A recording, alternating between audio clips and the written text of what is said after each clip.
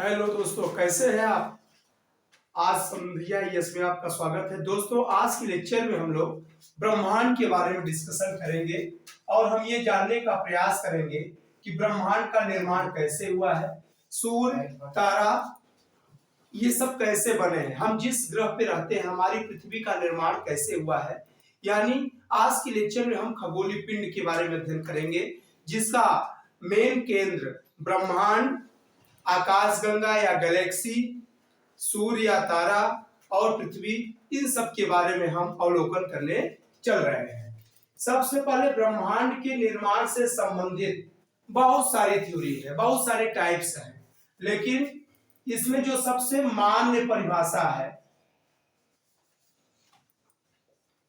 उस सिद्धांत को हम बिग बैंग की थ्योरी के नाम से जानते हैं।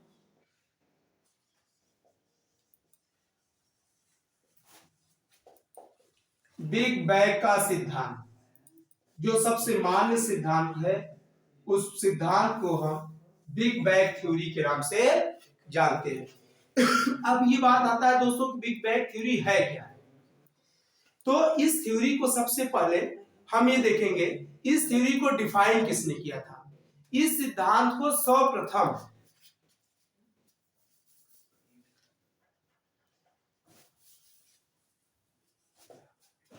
रॉबर्ट वेगनर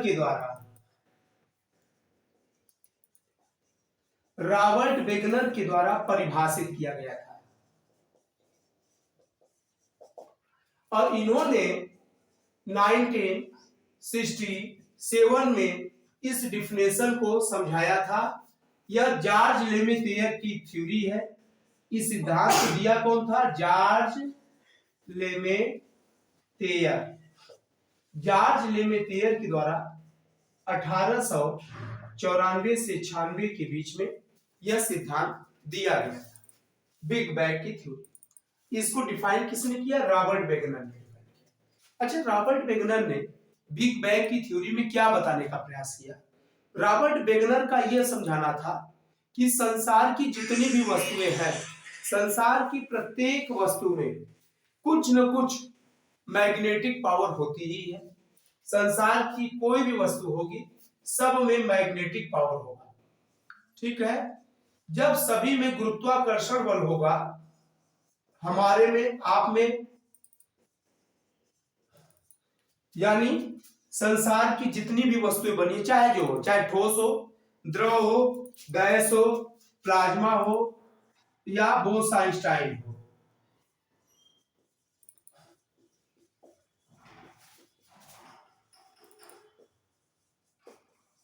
ये सभी वस्तुओं में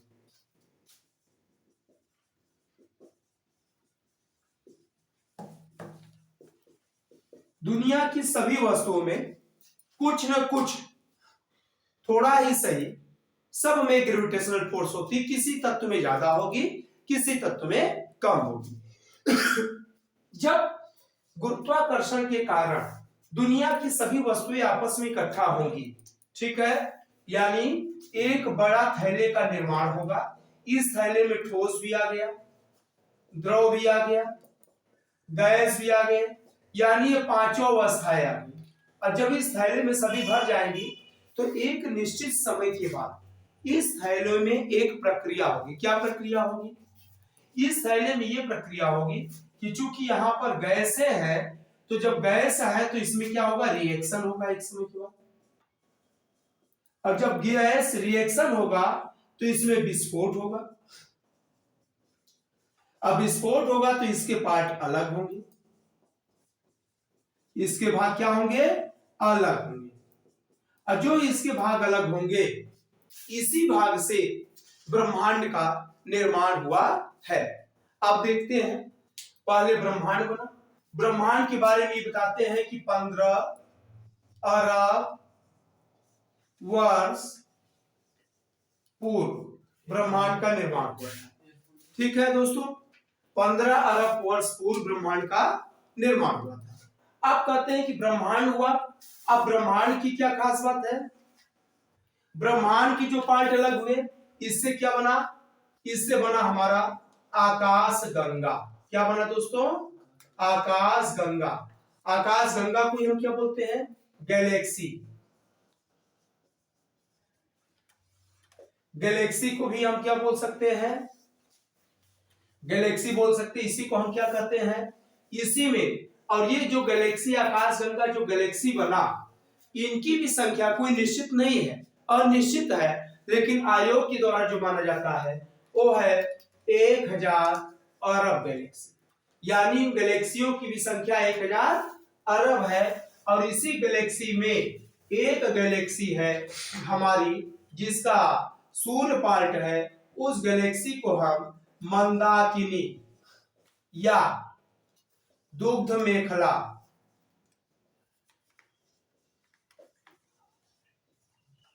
या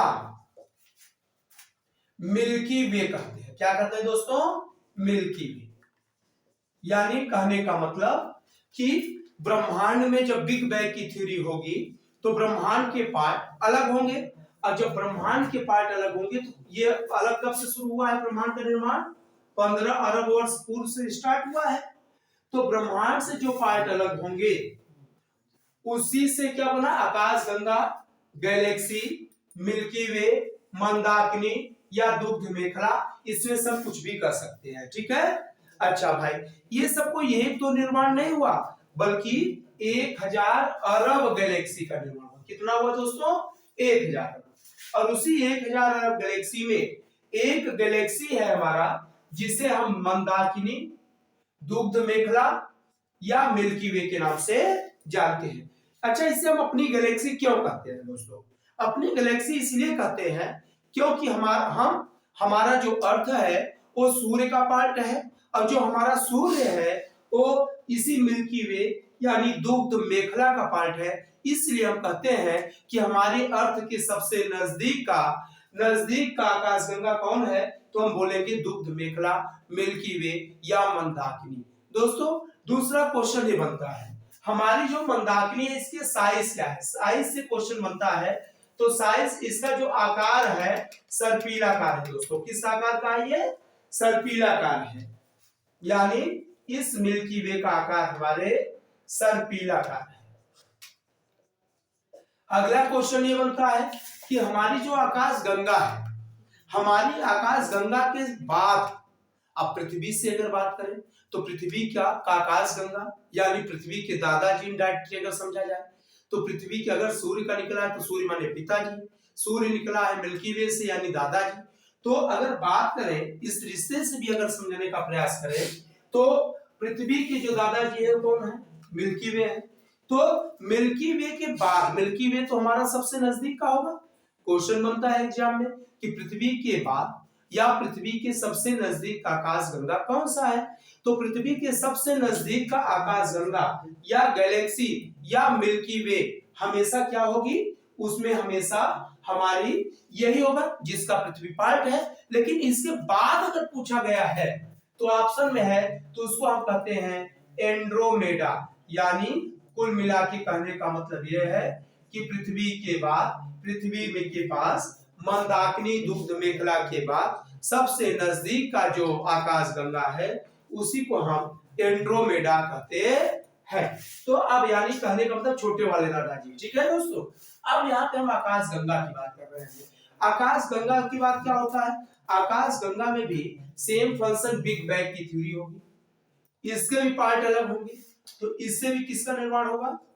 तारों का निर्माण होगा। यानी कोई एक दो तारा नहीं, बल्कि तारा कितने बनेंगे इससे? लगभग 100 अरब तारा। कितने तारा बनेंगे दोस्तों? 100 अरब तारा। अब एक छोटा सा हमारे माइंड में क्वेश्चन आता है कि तारा कहते किसको है? अगर क्वेश्चन परीक्षा में आ रहा है कि ये तारा है, हम कहते हैं कि आप हमारे क्लास की स्टार है। स्टार कैसे बनेंगे? स्टार तब आप बनते हैं जब आपका सिलेक्शन होता है। तो हम कहते हैं कि हमारे क्लास का स्टार है, यानी आपका सिलेक्शन हुआ, यानी आपसे प्रकाश निकल रहा है, आपसे लाइट निकल रही है। यानी ऐसे सभी आकाश पिंड को ही तारा बोल सकते हैं जिनमें स्वतः का प्रकाश हो। अगर स्वतः का प्रकाश नहीं है तो उसको तारा हम नहीं बोलेंगे। यानी तारे का जो सबसे पहला डिफिनेशन होता है जिसमें स्वयं का प्रकाश हो, जिसमें स्वयं का प्रकाश हो। अब जिसमें भी स्वयं का प्रकाश होगा वो क्या है, उसी को क्या कहेंगे हम लोग, तारा कहेंगे। जिसमें भी स्वयं का प्रकाश आ जाएगा उसी ही आकाशीय पिंड को हम तारा कहेंगे। यानी यहां से क्या हमारे समझ में आया कि सभी को, किसी को भी हम तारा नहीं बोल सकते। तारा हम सिर्फ उसी आकाशीय पिंड को बोल सकते हैं जिनमें स्वतः का लाइट हो। अच्छा दोस्तों, इस तरह से बहुत सारे तारे बने होंगे। कोई तारा का कोई निश्चित तो आकार है नहीं, ये भी निश्चित नहीं है कि कौन तारा कहां पे गिरा, क्योंकि बिग बैंग की थ्योरी हुई होगी तो मिल्की वे में, और इसके पार्ट अलग हुए होंगे, तो ये तारा बिखरे हुए होंगे ना दोस्तों। देखिए जैसे ये ऐसे ऐसे गिरे होंगे, कैसे भी करके, ऐसे कोई निश्चित तो है नहीं कि किधर से जाएंगे क्या जाएंगे, तो कुछ इस तरह से ये तारा बिखरे हुए नजर आएंगे। ठीक है दोस्तों, जैसे ये तारा अगर बिखरे हुए नजर आ रहे हैं तो इसमें हम ये देखेंगे कि कुछ तारों का व्यवस्थित समूह दिखाई पड़ता है। यहां तक देखिए दोस्तों, ये व्यवस्थित समूह मिला, यहां से हम देख रहे हैं तो यहां से व्यवस्थित समूह मिला, यहां से व्यवस्थित समूह मिला, फिर यहां से भी व्यवस्थित समूह मिल रहा है दोस्तों। यानी कैसे भी करके कोई भी सिस्टम यहां भी बन रहा है, यानी कहने का मतलब यहां से बन रहा है, तो कहने का मतलब यहां से बन रहा है दोस्तों।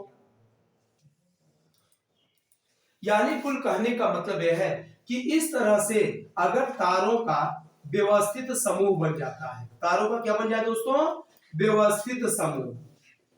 अगर तारों का व्यवस्थित समूह बन जाता है तो उसी को हम तारामंडल कहते हैं। क्या कहते हैं दोस्तों, तारामंडल। तारामंडल के भी दो तीन नाम है, जैसे हमने बताया कि मिल्की वे गैलेक्सी के नाम है, तारामंडल को भी हम क्या बोलते हैं, नक्षत्र बोलते हैं। क्या बोलते हैं दोस्तों, नक्षत्र बोलते हैं। और इसका नाम क्या होता है, कॉन्स्टिलेशन। इंग्लिश में इसी को क्या बोलते हैं, कॉन्स्टिलेशन। कॉन्स्टिलेशन माने नक्षत्र। अच्छा दोस्तों, इसकी संख्या कितनी है, 88। ध्यान रहे दोस्तों, जो पंडित जी के पत्रा में नक्षत्र की बात होती है उसकी संख्या 27 है, और ये नहीं पढ़ा जाता, इसको नहीं माना जाता, बल्कि किसको माना जाएगा, जो आयोग मानता है। आयोग का मानना यह है कि तारामंडल की, हमारे गैलेक्सी में, हमारे मिल्की वे में तारामंडल की संख्या 1-2 नहीं बल्कि 88 है। ये इस पर हमें फोकस करना है। अब दोस्तों तीसरी चीज बात आती है, अब तारा की बात करें, तारा का व्यवस्थित समूह भी हम देखते हैं। अब जब तारों की बात हम होती है तो हमारा तारा कौन है दोस्तों, सूर्य है। अब देखो, हमारा तारा सूर्य है। अब यहां से एक क्वेश्चन हमारे माइंड में आता है कि दोस्तों सूर्य में प्रकाश कहां से आता है, सूर्य में लाइट कैसे आती है। तो इसके लिए हम अलग टॉपिक बनाएंगे, थोड़ा सा बेस बता देते हैं दोस्तों। जो हमने जैसा बताया कि जो सन है, सन की बात करें, ब्रह्मांड की बात करें, या सभी प्रकार के तारे की बात करें, तो पूरे ब्रह्मांड में सबसे ज्यादा हाइड्रोजन गैस पाई जाती है दोस्तों। कौन सी गैस, हाइड्रोजन गैस। और हाइड्रोजन के दो अणु जब मिलते हैं आपस में तो हीलियम बनाते हैं, और जिसे हम नाभिकीय संलयन की क्रिया कहते हैं, न्यूक्लियर फ्यूजन कहते हैं। क्या कहते हैं दोस्तों, और इस दो तत्वों का, यानी हाइड्रोजन के दो तत्व, यहाँ पे हाइड्रोजन के एक तत्व यहां मिला, एक तत्व यहां मिला, ये जब दो मिले तो क्या बनाया, हीलियम बनाया। और जब हीलियम बनाएगा तो इससे क्या होगा, ऊर्जा जन्म होगी, यानी नाभिकीय संलयन की क्रिया होगी, इसी को कहेंगे नाभिकीय संलयन की क्रिया कहेंगे। और जब नाभिकीय संलयन की क्रिया होगी तो किसका जन्म होगा, यहां से प्रकाश का जन्म होगा। किसका जन्म होगा दोस्तों, प्रकाश या ऊर्जा का वर्त होगा। अच्छा, यहां से प्रकाश या ऊर्जा निकलेगी, और प्रकाश और ऊर्जा निकलेगी तो ये क्या होगा दोस्तों, अपने आप चमकेगा। ठीक है, अपने आप इसमें से लाइट आएगी, अपने आप से ये चमकेगा, और इसी को जो चमकेगा इसी को हम क्या कहेंगे, तारा कहेंगे। यही दोस्तों तारे का जन्म है। यानी तारे का जन्म कैसे होता है, तारे में हमने बताया कि संसार की सभी वस्तुओं में क्या होता है, ग्रेविटेशनल फोर्स है, जिससे बिग बैंग की थ्योरी से ब्रह्मांड बना। ब्रह्मांड के बाद क्या हुआ दोस्तों, मिल्की वे बनी। मिल्की वे से क्या हुआ, इसके जो पार्ट अलग हुए बिग बैंग थ्योरी से, उससे तारा बने, उसी से हमारा सूर्य भी बना है। अब सूर्य की बात हम किए तो हमने बेसिक चीजें, दो चीजें बताई दोस्तों, कि पूरे ब्रह्मांड की बात किया जाए, सूर्य की बात किया जाए, सभी प्रकार के तारों की बात किया जाए, तो सबसे ज्यादा कौन सी गैस पाई जाती है दोस्तों? हाइड्रोजन। क्या पाई जाती है? हाइड्रोजन। हाइड्रोजन की बात क्या पाई जाएगी दोस्तों? हीलियम। तो हाइड्रोजन के जो दो तत्व थे, दो एलिमेंट ऑफ हाइड्रोजन, ये मिलकर एक हीलियम में बदलते हैं, जैसा हमने यहाँ पे बताया है। और जब एक तत्व में कन्वर्ट होंगे तो इसी को कहेंगे नाभिकीय संलयन। और इस क्रिया के द्वारा दोस्तों सूर्य से प्रकाश का जन्म होता है, बर्थ ऑफ लाइट। किसका जन्म होगा दोस्तों? प्रकाश का जन्म होगा। किसका जन्म होगा दोस्तों? प्रकाश का जन्म होगा। और जब जैसे ही प्रकाश का जन्म होगा तो यह क्या बन जाएगा? तारा। हमने आप लोगों को बताया है कि ऐसे सभी आकाश की पिंड या ऐसे सभी लोग, आप लोग भी इंक्लूडेड हो, हम लोग कहते हैं जनरली, बार बार डिस्कशन होता है क्लास में कि ये बच्चा हमारे क्लास का स्टार बन गया है। स्टार का मतलब कोई ऐसा नहीं क्यों चमक रहा है, स्टार का मतलब यहाँ पर इस सेंस से लगाया जाता है कि यह अपने लक्ष्य को अचीवमेंट कर चुका है, यानी सक्सेस हो गया है, यानी जिस जॉब के लिए आया था वो जॉब मिल गई है, यानी जो व्यक्ति सक्सेस है, जो चमक रहा है, जिससे एनर्जी रिलीज होगी। जब आप नौकरी पाओगे तो पैसा दोगे ना, पैसा कमाओगे, तो सेम फंक्शन सूर्य से भी एनर्जी रिलीज हो रही है, इसलिए सूर्य को हम तारा कहते हैं। अब दोस्तों यहाँ से दो चीजें आती हैं, जैसा कि हमने यहाँ बताया एंड्रोमेडा का रिलेशन बताया, सेम वैसे ही सूर्य के भी कुछ संबंधित होंगे। कौन होंगे, कैसे होंगे? तो सूर्य के कितने भाई हैं दोस्तों? अगर कोई पूछे तो क्या बताओगे? तो आपको बताना है कि सूर्य के एक दो नहीं बल्कि 100 अरब भाई हैं। ठीक है। अब आ गया सूर्य हमारा। अगर यहीं से हमें पूछे कि सूर्य के बाद सबसे नजदीक का तारा कौन सा है, अगर अब यहां से दो क्वेश्चन बनता है हमारे पास, एक होता है नजदीक और एक होता है चमकीला। अच्छा दोस्तों, ये अगर हम कहते हैं कि सूर्य के बाद सबसे नजदीक का तारा कौन सा है, तो आप क्या बताओगे? सबसे नजदीक का तारा कौन सा है? प्रैक्सिमा सेंचुरी। प्रैक्सिमा सेंचुरी।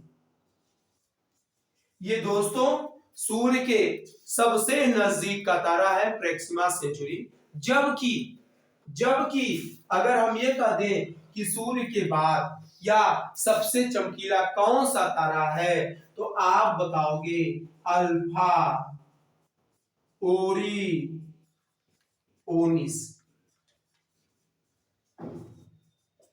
अच्छा दोस्तों, यहाँ पे एक चीज और बेसिक चीजें हैं, उस पर हम लोग डिस्क्राइब कर लेते हैं, डिस्कस कर लेते हैं, फिर हम लोग आगे चलेंगे। हमने एक चीज नक्षत्र में बताया था, तारामंडल में। आपको एक दो एग्जांपल बताते हैं दोस्तों। 88 तारा जो मंडल है, इसी में एक तारामंडल है सप्तऋषि, जिसे हम कहते हैं कि सप्तऋषि उगे हुए हैं, और इसी सप्तऋषि में 7 तारे हैं। ऋषि मुनियों का मतलब ज्ञानियों का समूह। ठीक है दोस्तों, तो 7 ज्ञानी माने 7 स्टार है।